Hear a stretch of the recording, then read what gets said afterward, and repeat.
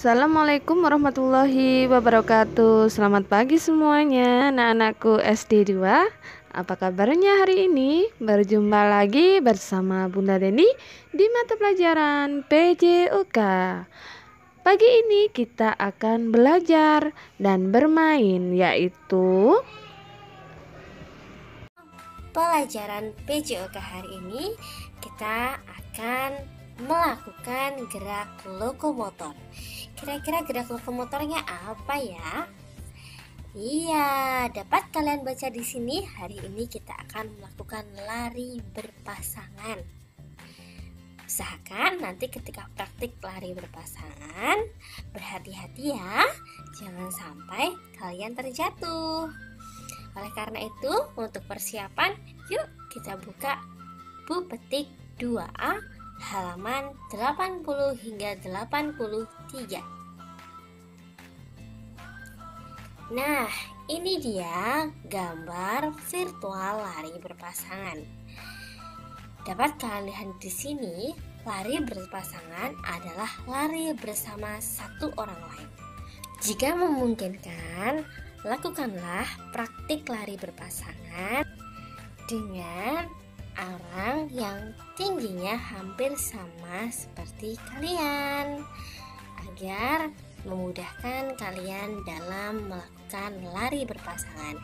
Jika tidak ada, tidak masalah, kalian bisa berlari dengan ayah kalian, berpasangan dengan ibu kalian, adik kalian, atau kakak kalian.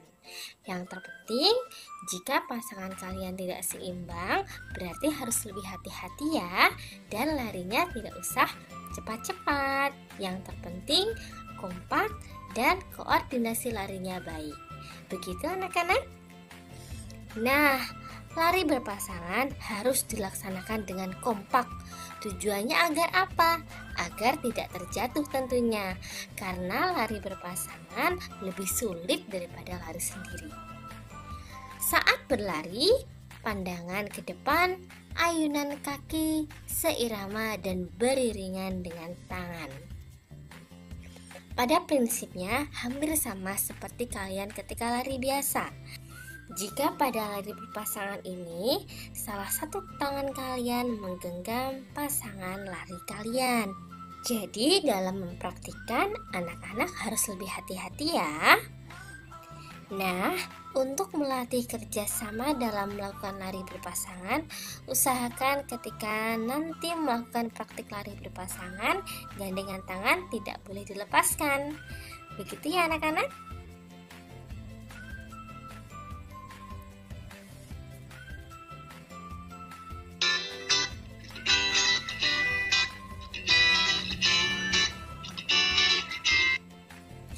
Nah, anak-anakku semua, kita akan mengkolaborasikan antara materi minggu ini dan materi minggu lalu.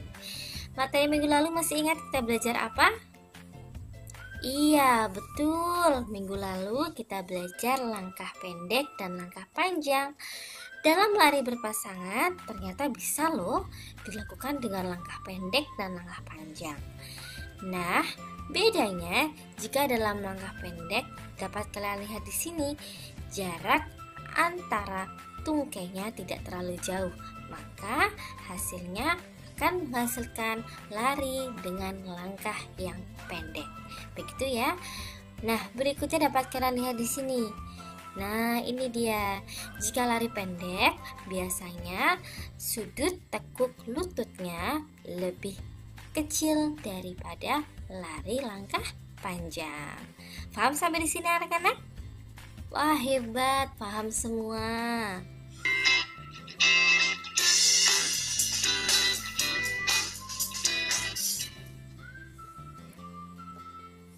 Berikutnya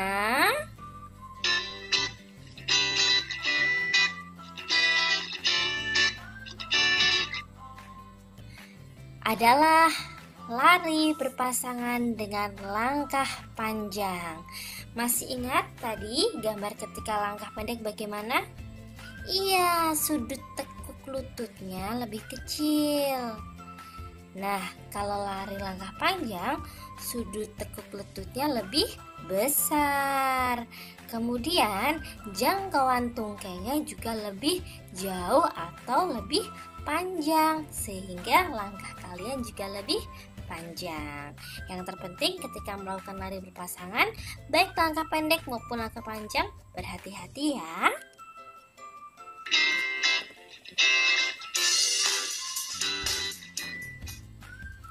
Oke, sebelum kita praktik, yuk kita kerjakan dulu soal latihan materi PJOGA pada halaman 81. Kita ke nomor 1 ya. Perhatikan gambar berikut. Nah, dapat kalian perhatikan di sini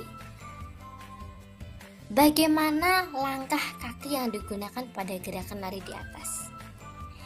Kira-kira langkah pada gambar ini langkah pendek atau langkah panjang ya? Ayo, siapa yang mau berpendapat? Iya, pendapatnya apa? Iya, betul, langkah panjang. Taunya dari mana ya? Iya, dari jarak antara tungkai yang depan dan tungkai yang belakang. Selain itu, yang perlu diperhatikan adalah dari sudut tekuk lututnya. Di sini sudut tekuk lututnya besar, berarti dapat dipastikan tungkainya melangkah dengan jauh. Berarti ini lari langkah panjang. Hebat anak-anak semua. Yuk kita masuk poin B. Jawablah pertanyaan-pertanyaan pada tabel berikut. Pertanyaan nomor 1. Bagaimana sikap tubuhnya? Iya, silakan tulis di sini tegap atau tegak juga boleh. Begitu ya. Kita masuk nomor 2. Bagaimana posisi tungkainya? Dapat dilihat pada gambar bahwasanya ketika langkah panjang, sudut tekuk lututnya besar. Berarti posisi tungkainya dia lebih lurus. Hebat anak-anak semua. Bagaimana langkah kaki ketika berlari? Jawabannya apa? Langkah kaki panjang. Tulis panjang di sini. Begitu ya. Kita masuk pada nomor 4. Bagaimana pandangan mata saat berlari? Pandangan matanya bagaimana? Ayo. Iya, pintar. Di sini kita tulis lurus ke depan. Nah, pertanyaan nomor 5. Apakah boleh sesekali menengok ke samping saat berlari? Jawabannya apa? Boleh. Silahkan tulis kata boleh di sini ya. Kenapa boleh? Karena untuk melihat medan yang akan kalian lewati. Bisa jadi di daerah situ ada batu atau mungkin ada polisi tidur. Jadi kalian bisa lebih berhati-hati. Begitu ya anak-anak. Yuk sekarang kita buka halaman 82. Ya, kita perhatikan gambar yang ada di sini dulu.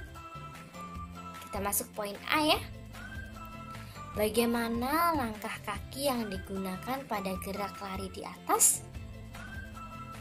Iya, betul. Langkah pendek. Tahu dari mana? Dari sudut tekuk lututnya yang kecil. Berarti dia tungkainya ditekuk. Berarti langkahnya pendek. Tidak seperti langkah panjang tadi ya. Nah, sekarang kita masuk ke poin B. Poin B1. Bagaimana sikap tubuhnya? Sikap tubuhnya apa di sini? Kita tulis bersama-sama tegap. Boleh juga ditulis tegak.